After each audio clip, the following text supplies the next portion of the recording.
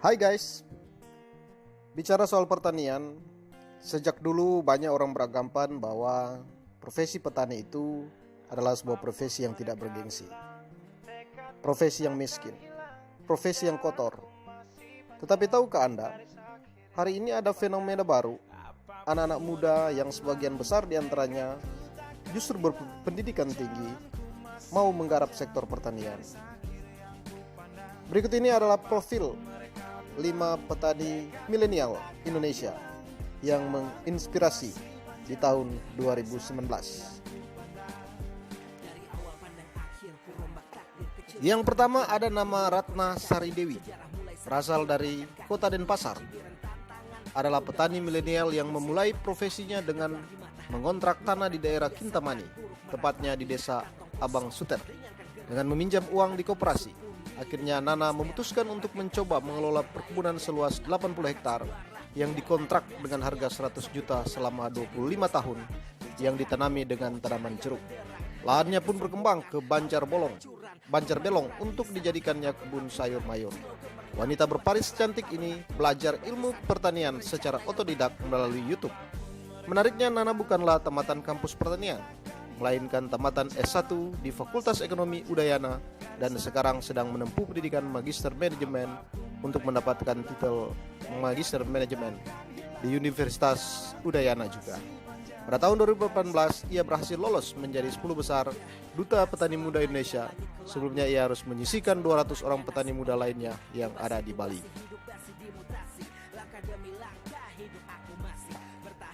Yang kedua ada nama Bagas Suratman yang berasal dari Tangerang, Banten.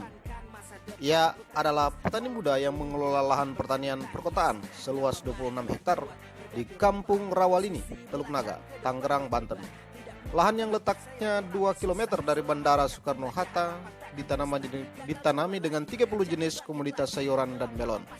Bagas mulai bertani sejak 2004, di mana sebelumnya bekerja sebagai supir angkutan umum. Tidak tetap bahkan dikenal preman.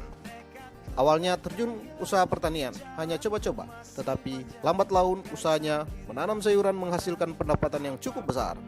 Pendapatan ini diperoleh dari 4 supermarket seperti Superindo, Alfamidi, Carrefour sebagai mitra usahanya. Sayuran juga dipasok ke berbagai pusat tradisional di Jabodetabek. Sayuran yang dibudidayakan diantaranya terdapat daun pepaya, singkong, kangkung, bayam, caisip, katuk. Lahan tersebut milik perusahaan kemudian disewa 10 juta per tahun.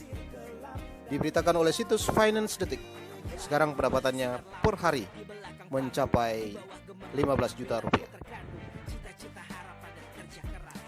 Yang ketiga ada nama Richie Solihin, berasal dari Bandung, Jawa Barat. Ia adalah pemilik usaha pabrisi Segar Barokah yang melakukan usaha budidaya sayuran unik seperti tomat cherry, timun curry, daun mint, serta paprika sebagai komoditas utama.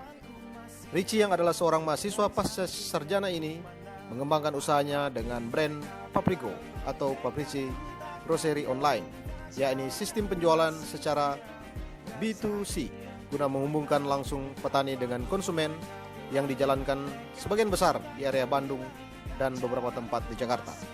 Menurutnya, untuk sukses itu tidak harus selalu merantau ke ibu kota untuk bekerja di perusahaan internasional. Akan tetapi pemuda yang sukses itu adalah mereka yang mau kembali ke desa dan mengembangkan daerahnya agar dikenal secara internasional melalui sumber daya yang ada. Diberitakan oleh situs Entrepreneur Business, Richie meraih predikat juara 1 Duta Petani Muda Indonesia tahun 2016.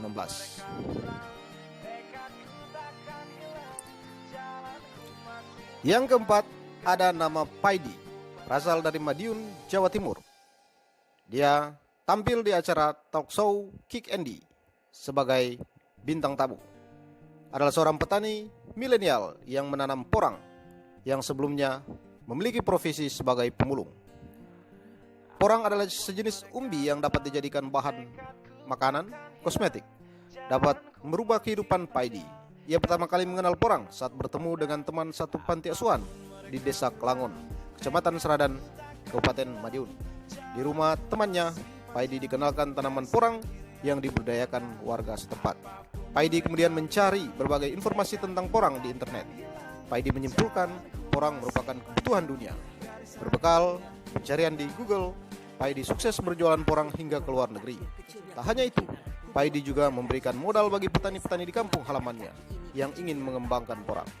Diberitakan oleh situs Tribun News, Paidi bisa meraih untung hingga 110 juta rupiah dalam 1 hektar kebun porang dan omset usahanya sudah mencapai miliaran rupiah. Yang kelima dan yang terakhir ada nama Ulus Firmawan, berasal dari Kabupaten Bandung Barat, adalah petani sukses sekaligus eksportir buncis super. Sejak kecil, Ulus telah bekerja dengan orang tuanya yang memang berprofesi sebagai petani. Saat akhirnya memutuskan untuk tidak lanjut sekolah, Ulus pun fokus mengurus sawah yang diberi orang tuanya. Lahan seluas 1.680 meter persegi itu pun dimanfaatkannya sebaik mungkin.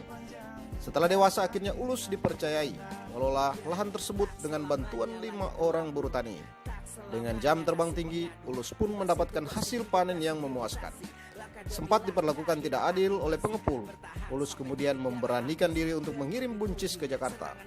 Tahun 1995, ia bahkan mulai mengirimkan hasil panen ke Singapura.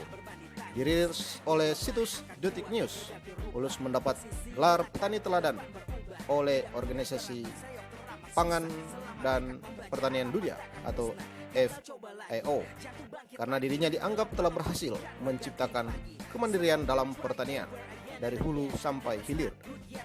Demikianlah 5 profil petani milenial Indonesia yang menginspirasi kali ini. Pada video selanjutnya, saya akan menunjukkan kepada Anda 10 petani terkaya dunia. Ikuti terus video saya dengan cara like, share, komen, subscribe, serta tandai lonceng untuk mengikuti video-video selanjutnya. Sampai jumpa.